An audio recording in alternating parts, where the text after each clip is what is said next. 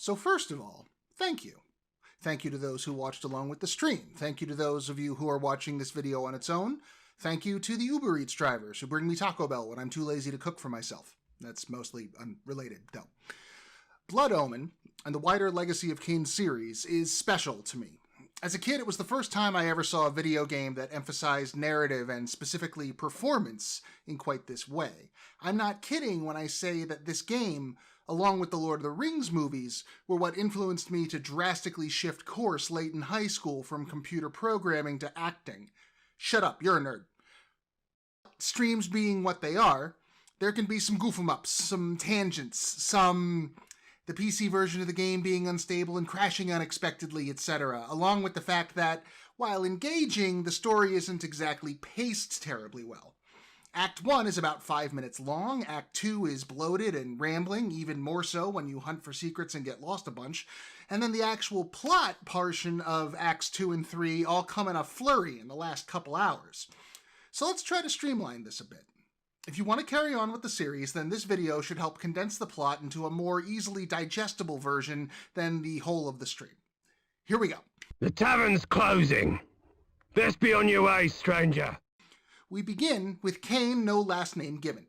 A wealthy young noble traveling on his own without any form of guard or entourage to protect him on the road, but whatever, he's young, he's entitled, kind of a prick, he's better than you. What's the worst that could happen? That's him!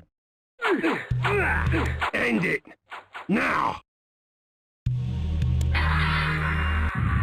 Fortunately for our boy, the necromancer Mortanius is ready and willing to send him back to the land of the living to show his killers what for. I didn't care if I was in heaven or hell. All I wanted was to kill my assassins. Sometimes you get what you wish for. The bad news is Kain doesn't bother to ask questions first, and now he's a vampire. I mean, he's got all sorts of cool superpowers in the bargain, but I guess it would be a scandal at the next masquerade ball, or whatever it is the rich in Nozgoth do for fun. These fools were merely the instruments of your murder, not the cause. Look to their masters, look to the pillars, and gain way to the fortress of the mind. The Pillars of Nozgoth. Even in life, few sights have moved me such as this.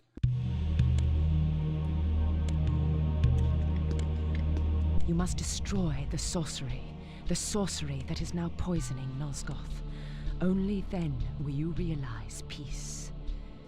The 9 of the Protectors of Hope were sworn to use their powers to preserve our world. Now these pillars have been corrupted by a traitor. My murder at the hands of this beast drove my love Napraptor mad. Now he spreads misery and pain among the Circle, crumbling the very foundation of Nozgoth. So, Malik, have you come to fail the Circle once more? Leave, Paladin. I do not need your protection. Yeah, it turns out the Circle have a bodyguard. Malik, High Paladin of the Seraphim Order. Don't worry, we'll get to them in a bit. And the Guardian of Conflict. So the bad news is, anytime Kain needs to collect a head, Malik will be there to run interference. The good news is, Nupraptor is too wrapped up in himself to let Malik help. And what was that about failing the Circle? Never mind, there's an old man to kill.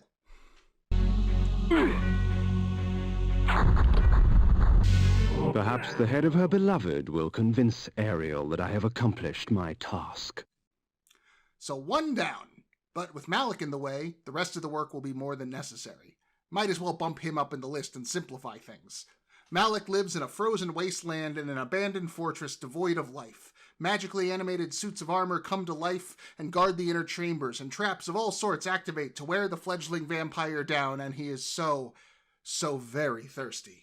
My eyes yearned from lack of contrast. My mouth ached for want of blood. In this cold wasteland, food was scarce, and my hunger grew. It is not often that a man sees his own corpse. It is a sobering experience.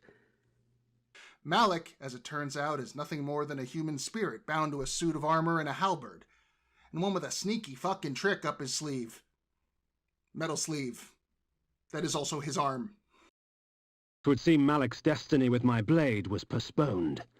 Perhaps Ariel could offer further guidance. Very well.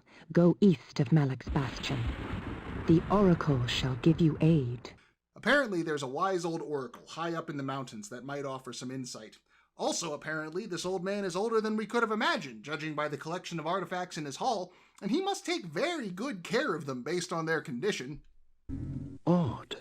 This armor resembled that of the ward and his minions, yet the steel seemed newly fashioned and untarnished by time. At least I can't think of another explanation. He also seems to have gone a bit mad in his long isolation, ranting about the weakness of the sitting king and an invading army from the north, completely unprompted. The only hope to defeat the legions of the Nemesis. King Artmar the Useless. A pox upon your tricks and babble, old man. Answer me this. Who is Malik, and how can I defeat him? But eventually, Cain gets him on track, and he points him in the right direction. Follow the glow of the Ignis Fatuus to the Termagant Forest. Ignis Fatuus. Often the Termagant Forest is a dank swamp full of horrendous beasts, and in the center is a luxuriant manse, home of the great hedonist Lord Vorador. The luxury with which this Vorador surrounded himself was impressive. His wealth would shame the haughty nobles of my former court. One of the oldest and most powerful vampires in Nozgoth.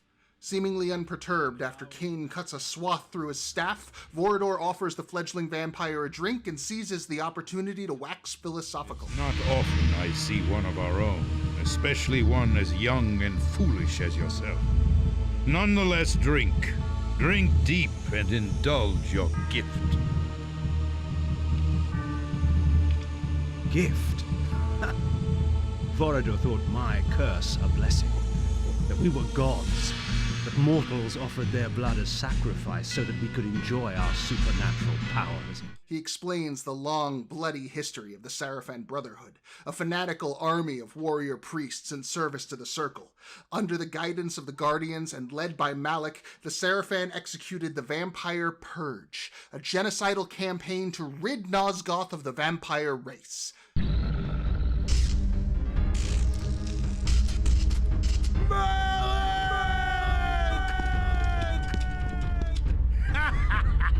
Call your dogs! They can feast on your corpses! In response, Vorador infiltrated the Seraphim stronghold, made his way into the Circle's inner chamber, and cut down 6 of the 9 in a bloody stroke. Mortanius and Mobius, the Time Guardian, managed to escape before Malik arrived, too late to defend his charge. The Pillars chose new guardians from newborns across the land, and in time, they came of age, assumed their roles, and sustained Nozgoth until the day of Ariel's assassination and their impending death at Cain's hands.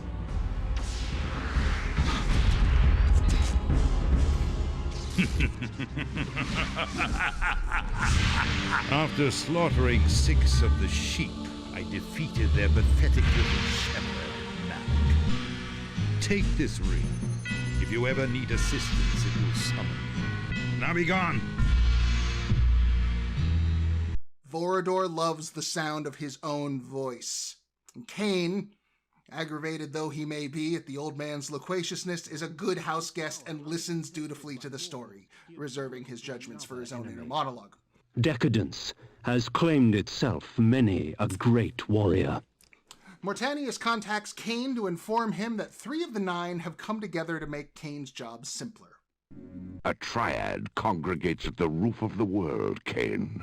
A plot to twist the land, to shape the world. North is where your vengeance lies. In Dark Eden, Bane the Druid, Jewel the Energist, and Anacroth the Alchemist combined their respective disciplines in unnatural experimentation, creating all manner of foul and toxic monstrosities to unleash upon the world.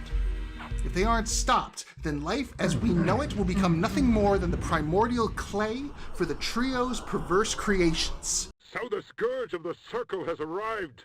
Fear him not, Bane. He is but a whelp. His soul is ours for the taking. Don't be ridiculous, Malik. To our aid. Fools! Damn you, alchemist! I had not come this far only to have my quarry escape.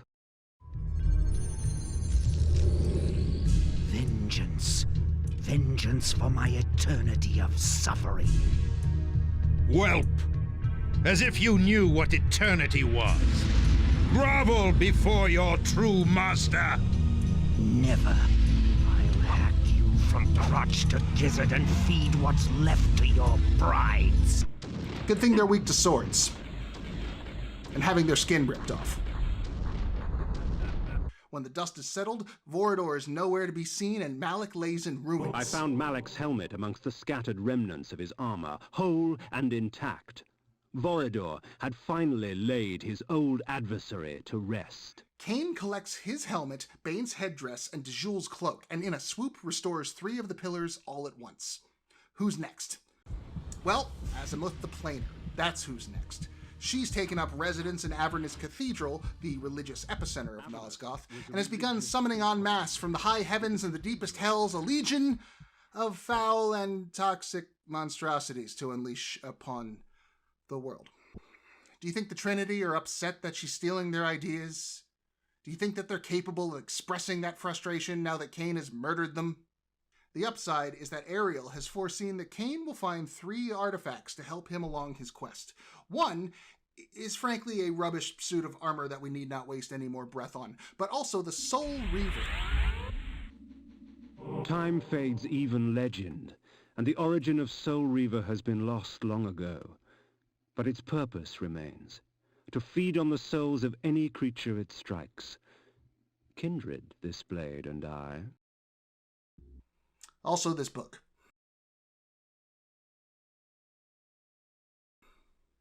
Reading is for nerds. But at least we got a cool sword. How cool is that sword? Ask Azimuth. For all her magic, the Lady Azimuth was little trouble. Once her demonic thralls had been dispatched, she fell quickly to my blade. Kain collects her third eye and also a portable time machine? It will deliver you in time. She must have been planning to call forth creatures from other times as well as dimensions to add to her army. Oh! This is probably the third artifact. Just forget about the book then. As well as that other thing we were supposed to forget that I've already forgotten. And remember the invading legion of the Nemesis? Yeah, forget that too. Speaking of the invading legion of the Nemesis... The legions of the Nemesis are on the march from the north, crushing all in their path. 'Twas not too long ago that the Nemesis was known as William the Just, a caring and gentle benefactor of the land. Kain finds himself in the territories of King Otmar, the Great Lion of Willendorf. You may recall the Oracle referring to him as King Otmar the Useless, unless you forgot it. That bit got away from me. But remember it now, because if Kain can't convince the king to rally his army of the last hope to stand against the invaders, then all of Nozgoth will crumble under the Nemesis's tyrannical boot. Out of my way, peasant.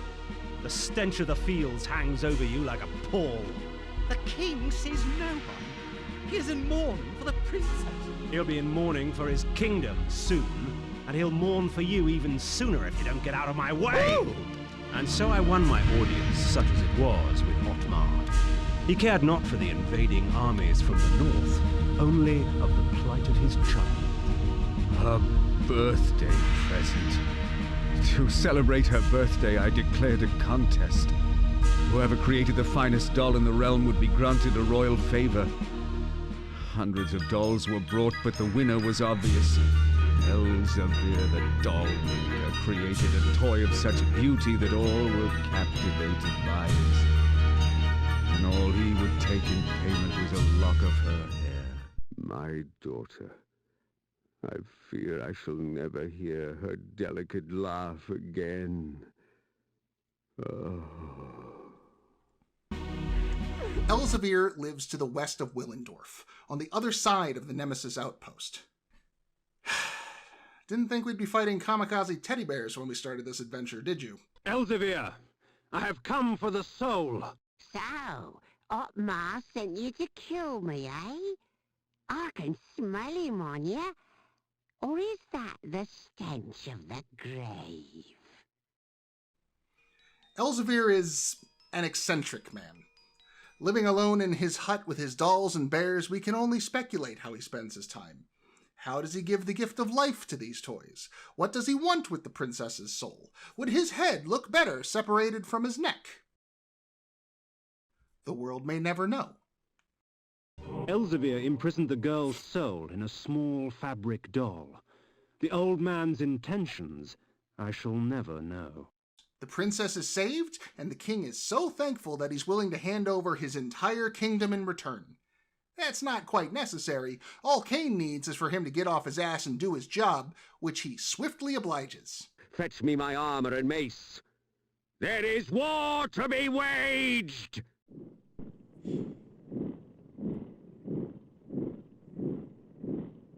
Ready thine arms! For Nozgoth! In the distance I saw the Nemesis armies march forward, a black tide that would soon wash over the armies of the Hope. Time to take down the... With Otmar's death, I watched as the remaining survivors of the armies of Hope fled to the safety of the forest. Damn it! Double damn it!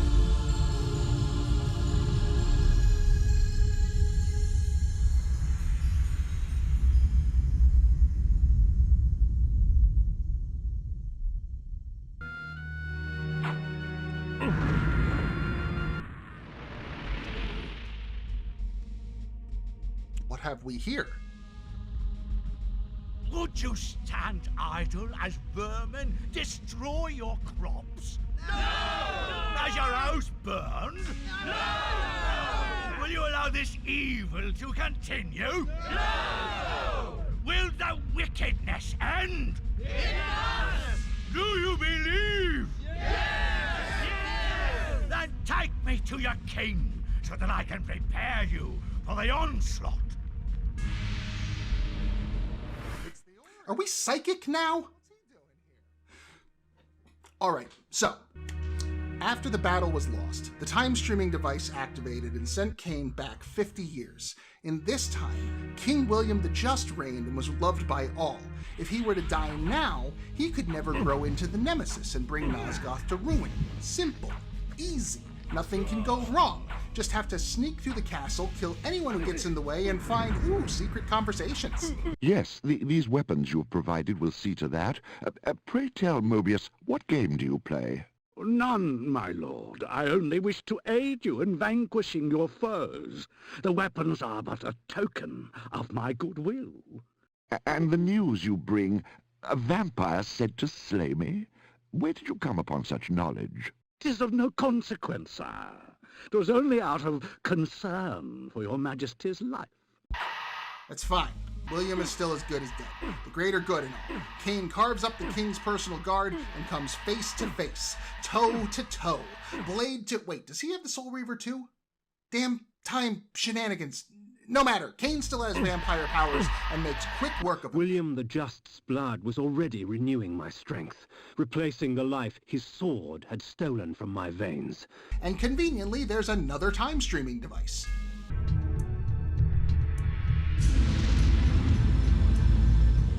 I found myself once more in the Nozgoth I knew. The carnage from battle was gone. Yet there was something amiss. From the distance, I heard cries, and a breeze from the south carried with it the faint odor of vampire blood. Alright, so what you and I and every sentient being save for Cain has figured out at this point. Mobius is the Oracle.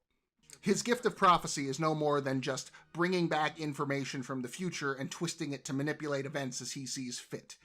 In this case, he set Cain up as the assassin of good King William, inspiring the people to finish the Seraphim's work and vanquishing every last vampire.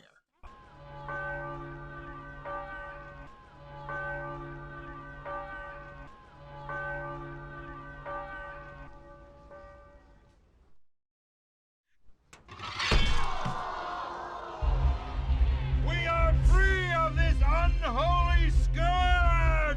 Not yet, my friend. He is the last! Destroy him! Well, second to last. And Cain prefers to handle his dirty work personally. Ironic. By going back in time and altering the past, you turned William the Just into the Nemesis. The future says you die. But I am dead. As are you.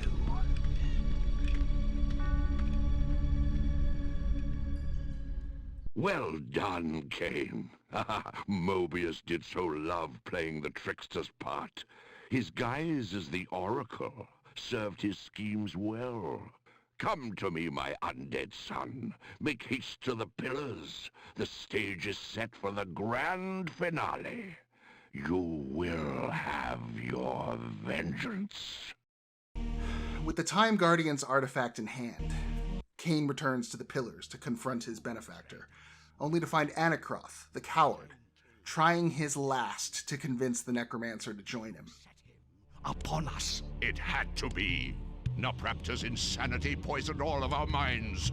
The Circle had failed in its sworn duties. It had to be destroyed. Stand with us, Mortanius, or die. Then I shall die.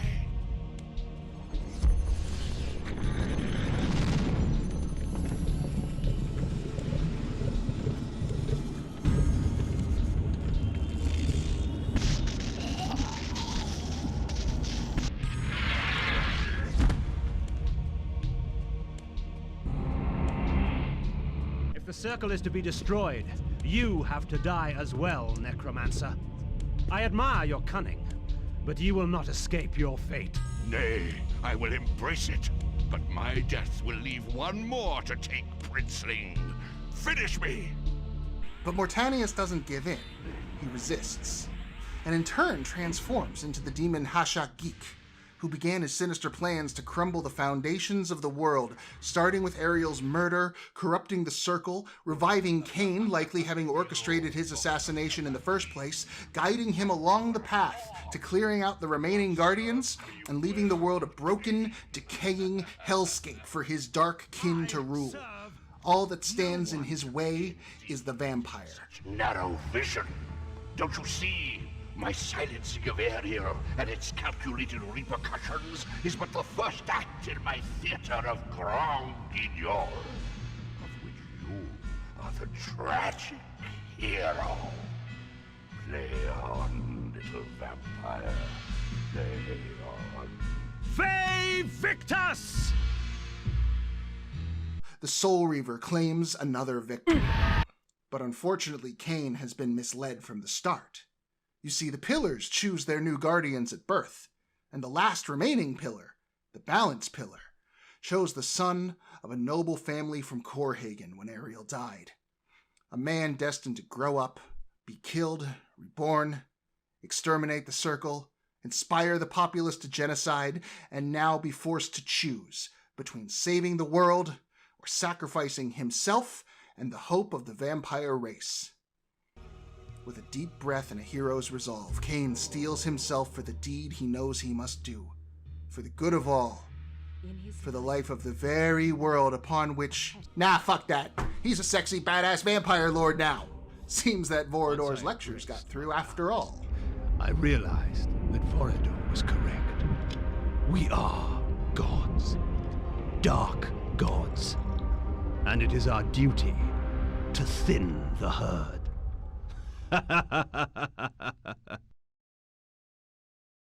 Seriously, there are two endings, but this is the canon one. He even sets up his throne on the crumbled balance pillar just to rub it in. And that's Blood Omen. First in a series of 5 games in the Legacy of Cain. The rest of the game in the series are structured much more reasonably, so I doubt I'll have to make these kinds of recaps for them, but you never know.